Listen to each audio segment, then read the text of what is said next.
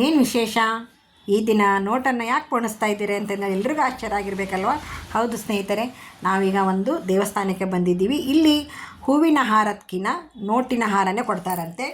ನಾವು ತುಂಬ ದಿನ ಆಗೋಗಿತ್ತು ಬಂದು. ಇದನ್ನು ಯಾವ ರೀತಿ ಕೊಡ್ತಾರೆ ಅಂತ ಗೊತ್ತಿರಲಿಲ್ಲ ನಮಗೆ. ಅದಕ್ಕೆ ಏನು ಹಣ್ಣು ಕಾಯಿ ತೊಗೊಂಡ್ವಲ್ಲ, ಅಲ್ಲೇನೋ ಅವ್ರ ಹತ್ರನೇ ಪೋಣಿಸ್ಕೊಂಡ್ವಿ. ಮನೆಯಿಂದಲೇ ಸುಜಿ ದಾರ ತೊಗೊಂಡು ಹೋಗಿದ್ವಿ ಆಲ್ರೆಡಿ. ನೋಡಿ, ಇದು ಕಾಯಿ ಆಶೀರ್ವಾದ ಮಾಡ್ಸೋಕ್ಕಂತಲೇ ಕಾಯಿ ಬೇರೆ ಇಟ್ಟಿರ್ತಾರಂಥವ್ರು. ಈ ರೀತಿ ಎಷ್ಟು ಚೆಂದ ಪೋಣಿಸಿದ್ರು ನೋಡಿ ಅವರು. ಇದನ್ನೇ ತಗೊಂಡೋಗಿ ನಾವು ದೇವಿಗೆ ಒಪ್ಪಿಸ್ಬೇಕು. ಆವಾಗ ದೇವಿ ಪ್ರಸನ್ನಳಾಗುತ್ತಾಳೆ. ಹರಕೆ ತುಂಬ ದಿನದಿಂದ ಹಾಗೇ ಇತ್ತದು. ಅದಕ್ಕೆ ಅದೇನೋ ಅಂತಾರಲ್ಲ, ದೇವ್ರಿಗೆ ಗೊತ್ತಿರುತ್ತೆ ಯಾವಾಗ ಇವ್ರ ಹರಕೆನ ತೊಗೋಬೇಕು ಅನ್ನೋದು. ಈಗ ನೋಡಿ, ಅದು ಕಾಲ ಕೂಡಿ ಬರಬೇಕು ಅಂತಾರಲ್ಲ, ಆ ರೀತಿ. ನೋಡಿ, ಇಲ್ಲಿ ಗರ್ಭಗುಡಿ ಇದು ಇಷ್ಟೇ ಇತ್ತಪ್ಪ. ನಾವು ಬಂದಾಗ ಯಾವಾಗಲೋ ಬಂದಿದ್ವಿ, ಇಷ್ಟೇ ಇತ್ತು. ಈಗ ನೋಡಿ ಎಷ್ಟು ಚೆಂದ ಕಟ್ಸಿದ್ದಾರೆ ಗೊತ್ತಾ ದೇವಸ್ಥಾನನ. ಗಾಣಗಟ್ಟಿ ಮಾಯಮ್ಮ ಅಂತಂದೇಳಿ ತುಂಬ ಪ್ರಸಿದ್ಧಿ. ದಾವಣಗೆರೆ ಹತ್ರ, ದಾವಣಗೆರೆಯಿಂದ ಜಗಳೂರಿಂದ ಸ್ವಲ್ಪ ದೂರ ಅನಿಸುತ್ತೆ ಇದು. ಜಗಳೂರು ಮೇಲೆ ಹೋಗಿದ್ದು ನಾವು. ಚೆನ್ನಾಗಿದೆ ಗಾಣಗಟ್ಟಿ ಮಾಯಮ್ಮ ಅಂದ್ಕೊಂಡೇಳಿ. ನಾನ್ ವೆಜ್ ಸಹ ದೇವರಿಗೆ ನೈವೇದ್ಯ ಆಗುತ್ತಂತೆ. ನನಗೆ ಪೂರ್ತಿ ಡೀಟೇಲ್ಸ್ ಕೇಳಲಿಕ್ಕಾಗಲಿಲ್ಲ, ಯಾಕಂದರೆ ಜನ ಯಾರೂ ಇರಲಿಲ್ಲ. ಆಲ್ರೆಡಿ ಊಟದ ಟೈಮ್ ಅನಿಸುತ್ತೆ. ಎಲ್ಲರೂ ಡೋರ್ ಕ್ಲೋಸ್ ಮಾಡಿಕೊಂಡು ಹೋಗಿದ್ದರು. ನೋಡಿ, ದೇವಸ್ಥಾನ ಎಷ್ಟು ಚೆಂದ, ಎಷ್ಟು ದೊಡ್ಡದಿದೆ. ಸುಮಾರು ಬೆಳವಣಿಗೆ ಆಗಿದೆ ಬಿಡಿ. ನಾವು ಬಂದಾಗ ದೇವಸ್ಥಾನ ಒಳಗಿಂದ ಗರ್ಭಗುಡಿ ಮಾತ್ರ ಇತ್ತು. ಈಗ ಚೆನ್ನಾಗಿ ಇಂಪ್ರೂವ್ಮೆಂಟ್ ಮಾಡಿದ್ದಾರೆ. ತುಂಬ ಜನನೂ ಬರ್ತಾರೆ ಅನಿಸುತ್ತೆ. ಹೇಳಿದರು ಅವರು, ಶುಕ್ರವಾರ ಮಂಗಳವಾರ ಫುಲ್ಲು ಜನ ಇರುತ್ತೆ ಅಂದ್ಕೊಂಡೇಳಿ. ದೇವಿ ನೋಡಿ, ನೋಟಿನ ಹಾರ ಯಾವ ರೀತಿ ಹಾಕಿದ್ದಾರೆ ಅಂತಂದೇಳಿ. ಇಲ್ಲಿ ಯಾವುದೇ ಕೆಲಸವನ್ನು ನಾವು ಬೇಡಿಕೊಂಡು ತಕ್ಷಣ ಈಡೇರಿಸ್ತಾಳೆ ದೇವಿ ಅಂದ್ಕೊಂಡೇಳಿ ಎಲ್ಲ ಜನ ಹೇಳಿದ್ರಲ್ಲಿ. ನಾವು ಅಂದ್ಕೊಂಡಿದ್ದು ಕೆಲಸ ಆಗಿತ್ತು. ಅದಕ್ಕೋಸ್ಕರ ಹರಕೆನ ಒಪ್ಪಿಸ್ಲಿಕ್ಕಂತೆ ಬಂದಿದ್ವಿ. ನೋಡಿ, ಇಲ್ಲಿ ಇದನ್ನು ದೇವಸ್ಥಾನ ಪ್ರದಕ್ಷಿಣೆ ಹಾಕಲಿಕ್ಕೆ ಅಂತಂದೇಳಿ ತುಂಬ ಸ್ಪೇಸಿಯಾಗಿಬಿಟ್ಟಿದ್ದಾರೆ. ಇದನ್ನು ನೋಡಿ, ಎಷ್ಟು ಅಗಲ ಇದೆ ಜಾಗ, ಓಡಾಡ್ಬೋದು. ತೀರ ಇಕ್ಕಟ್ಟೇನು ಅನ್ನಿಸ್ಲಿಲ್ಲ ನಮಗೆ. ತುಂಬ ಚೆನ್ನಾಗಿ ಪ್ಲೇಸ್ ಇತ್ತಲ್ಲ. ಸುಮಾರು ಜನನೂ ಸುತ್ತರಿಯುವುದು, ಪ್ರದಕ್ಷಿಣೆ ಹಾಕಿ ನಮಸ್ಕಾರ ಮಾಡ್ಕೋಬೋದು. ದೇವಸ್ಥಾನ ಮಾತ್ರ ನನಗೆ ತುಂಬಾ ಹಿಡಿಸ್ತು. ಪ್ರಶಾಂತವಾಗಿತ್ತು. ಯಾವುದೇ ಗದ್ದಲ, ಯಾವುದೇ ಗೌಜಗ ಇರಲಿಲ್ಲ. ಆಮೇಲೆ ಇಲ್ಲಿ ಉಳ್ಕೊಳ್ಳೋ ಅಂಥ ವ್ಯವಸ್ಥೆನೇ ಇದೆ, ರೂಮ್ ವ್ಯವಸ್ಥೆ ಇದೆ, ಊಟದ ವ್ಯವಸ್ಥೆನೂ ಇದೆ. ಶುಕ್ರವಾರ ಮಂಗಳವಾರ ಮಾತ್ರ ಬೆಳಗ್ಗಿನಿಂದ ರಾತ್ರಿ ತನಕ ಊಟ ಇರುತ್ತಂತೆ. ಇಲ್ಲಿ ಡೈಲಿ ಏನು ಇರಲ್ವಂತೆ. ನಾವು ಉಳ್ಕೊಂಡು ಅದೇನೋ ಪರ್ಷಿ ಅಂತ ಮಾಡ್ತಾರಂತಪ್ಪ.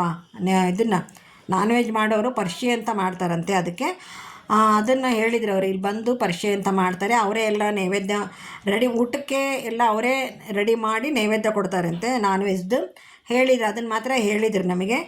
ನೋಡಿ, ನನಗೇನೋ ತುಂಬ ಹಿಡಿಸ್ತು. ನೀವು ಒಂದು ಸಲ ಈ ಕಡೆ ದಾವಣಗೆರೆ ಸೈಡು, ಜಗಳೂರು ಸೈಡು ಬಂದಾಗ ಒಮ್ಮೆ ಭೇಟಿ ಕೊಡಿ. ನೋಡಿ, ಇದು ಹೊರಗಡೆಯಿಂದ ನಾನು ತೋರಿಸ್ತಕ್ಕಂಥ ದೇವಸ್ಥಾನ ಚೆನ್ನಾಗಿದೆ.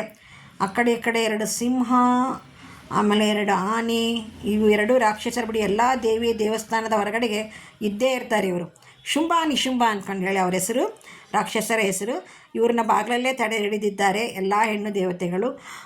ನಾವು ಬಂದಾಗ ಗೋಪುರನೇ ಇರಲಿಲ್ಲ. ಈಗ ನೋಡಿ ಎಷ್ಟು ದೊಡ್ಡದಾಗಿದೆ ಗೋಪುರ ಅಂದ್ಕೊಂಡೇಳಿ. ಶ್ರೀ ಮಾಯಮ್ಮ ದೇವಿ ದೇವಸ್ಥಾನ, ಶ್ರೀ ಕ್ಷೇತ್ರ, ಗಾಣಗಟ್ಟೆ ತಾಲೂಕು. ಇದನ್ನು ನಾನು ಸೈಡಿಂದ ತಕ್ಕೊಂಡೆ. ತುಂಬ ಅಂದರೆ ತುಂಬ ಇಂಪ್ರೂವ್ಮೆಂಟ್ ಮಾಡಿದ್ದಾರೆ ಸ್ನೇಹಿತರೆ ದೇವಸ್ಥಾನ ಮಾತ್ರ. ಈ ಕಡೆ ಬಂದಾಗ ಒಂದು ಸಲ ನೀವು ಭೇಟಿ ಕೊಡಿ. ಹಾಗೆ ನೋಡಿ, ಇಲ್ಲಿ ಉಳ್ಕೊಳ್ಳೋಕ್ಕೆ ವ್ಯವಸ್ಥೆ, ರೂಮ್ ಎಲ್ಲ ಇದೆ, ನೀರಿನ ವ್ಯವಸ್ಥೆ ಇದೆ, ರೂಮ್ ಎಲ್ಲ ಇದೆ. ನಾವೆಲ್ಲ ಮೇಲೆ ಹತ್ತಿ ನೋಡ್ಕೊಂಡ್ಬಂದ್ವಿ. ಚೆನ್ನಾಗಿದೆ ರೂಮ್ ಸಹ. ಏನೋ ಗಲೀಜು ಏನಿಲ್ಲ, ಕ್ಲೀನ್ ಇದೆ, ಚೆನ್ನಾಗಿ ಮೇಂಟೈನ್ ಮಾಡಿದ್ದಾರೆ.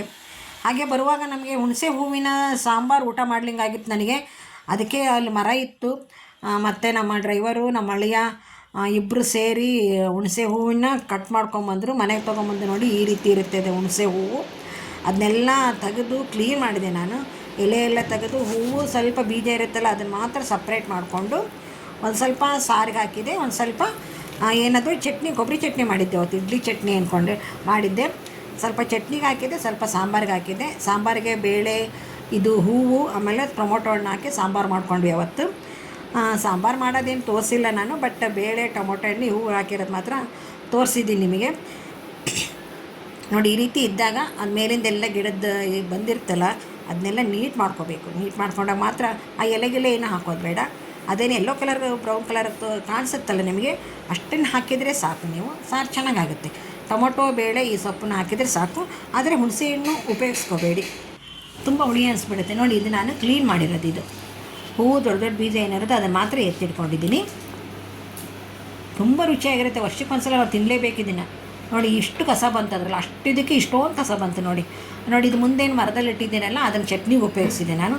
ಸ್ನೇಹಿತರೆ, ನೀವು ಒಂದು ಸಲ ಈ ಕಡೆ ಬಂದಾಗ ದೇವಿಯ ದೇವಸ್ಥಾನಕ್ಕೆ ಭೇಟಿ ಕೊಡಿ. ಹಾಗೆ ನಿಮ್ಮ ಮನೆ ಹತ್ರ ನೀವು ಓಡಾಡೋ ಜಾಗದಲ್ಲಿ ಎಲ್ಲಾದರೂ ಹುಣಸೆ ಮರ ಇದ್ದರೆ ಈ ರೀತಿ ನೀವು ಹೂವನ್ನು ಉಪಯೋಗಿಸಿ ಒಮ್ಮೆ ಸಾರು, ಆಮೇಲೆ ಬಸ್ಸಾರು ಅಂತಿರಲ್ಲ ನೀವು, ಅದನ್ನು ಸಹ ಮಾಡ್ಬೋದು.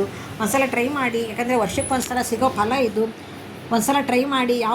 ಯಾವ ಸೀಸನ್ನಲ್ಲಿ ಏನೇನು ಸಿಗುತ್ತೋ ಅದನ್ನು ನಾವು ಟ್ರೈ ಮಾಡಿ ಊಟ ಮಾಡಿಬಿಡ್ಬೇಕಲ್ವ. ಹಾಗೆ ನೋಡಿ ಸ್ನೇಹಿತರೆ, ಈ ವಿಡಿಯೋಗೆ ಹೆಚ್ಚಿನದಾಗಿ ಹೈಪ್ ಕೊಡಿ ಅಂತ ಕೇಳ್ತಾ ಈ ವಿಡಿಯೋನ ಮುಗಿಸ್ತಾ ಇದ್ದೀನಿ. ಎಲ್ಲರಿಗೂ ನಮಸ್ಕಾರ, ಎಲ್ಲರಿಗೂ ಧನ್ಯವಾದಗಳು. ನೋಡಿ ನಾನು ಬೇಳೆ, ಹೂವು, ಆಮೇಲೆ 4 ಟೊಮೊಟೊ ಹಾಕಿದ್ದೆ. ಧನ್ಯವಾದಗಳು ಸ್ನೇಹಿತರೆ. ವಿಡಿಯೋ ಮಾತ್ರ ನೋಡೋದು ಮರಿಬೇಡಿ.